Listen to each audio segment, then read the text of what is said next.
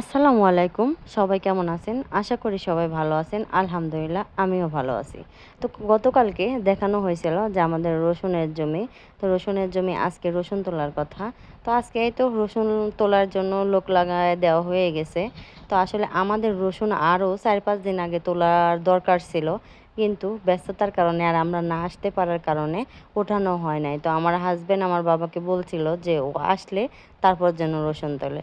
তো আমার বাবাও এই জন্য আর তোলে নাই, যেহেতু আমার বাবাও ব্যস্ত মানুষ, তো তার কারণে আর তুলতে পারে নাই। তো এই তো আজকে রসুন তোলার কাজ হয়ে গেছে, তো সব মিলে ৯ জন লাগাই দেওয়া হয়েছে। তো আমাদের এই জমিতে এত পরিমাণ ঘাস হয়েছে আর কি বলবো। আর এই ঘাসটা আগে হয় নাই, এই কয়দিন আগে বৃষ্টি হওয়ার কারণে এই ঘাসগুলো হয়ে গেছে। তো এই ঘাসগুলো হওয়ার কারণে এই রসুনগুলো তুলতে এখন সময় বেশি লাগবে আর লোক বেশি লাগবে। তো আপনারাই বলেন যে কী পরিমাণ ঘাস হয়েছে। এই ঘাসের জন্য মূলত লোক বেশি লাগতেছে, সময় বেশি লাগতেছে।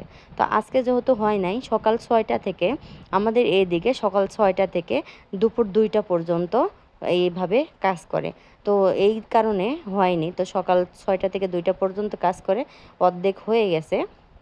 তো আর অর্ধেক বাকি আছে। তো দেখা যাবে যে আবার কালকে কাজটুকু কমপ্লিট হয় কি না। তো যেহেতু এই রসুনগুলো আমরা আবার এইভাবে তুলে জমিতেই শুকাবো, কারণ জমিতে অনেক ভালো রোদ্দুর লাগবে। বাসায় নিয়ে এসে অল্প রোদ লাগবে, এই রোদে হয়তো সময় লাগবে অনেক দিন। যেহেতু আমাদের বাসায় চলে যেতে হবে, তার কারণে আমাদের একটু তাড়া। তো এই তো অর্ধেক তোলা হয়ে গেছে।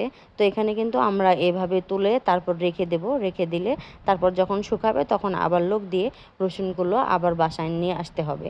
তো এই পর্যন্ত অর্ধেক হয়ে গেছে। এই ঘাসের পরিমাণ এতটা বেশি যে রসুনগুলো খুঁজে খুঁজে বের করতে হয়ে গেছে লাগছে।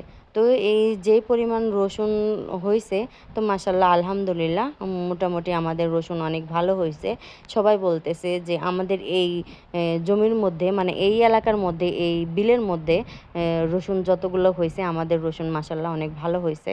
তো এখন দেখা যাক যে দামে যদি বিক্রি করতে পারি তাহলে হয়তো যা খরচ হয়েছে তার থেকে উঠে আসবে। তো আরও ভালো হইতো যদি এইভাবে এই পরিমাণ ঘাস না হইতো, তাহলে অনেক ভালো হইতো। আর দেখা যায় যে যেহেতু জমি অনেকগুলো বেশি, আমার বাবার একলা একলা এগুলো সামাল দেওয়া অনেক কঠিন হয়ে পড়ে। একটা ওষুধ দিতে গেলে এক জমি থেকে আরেক জমি, মানে উনি তো এই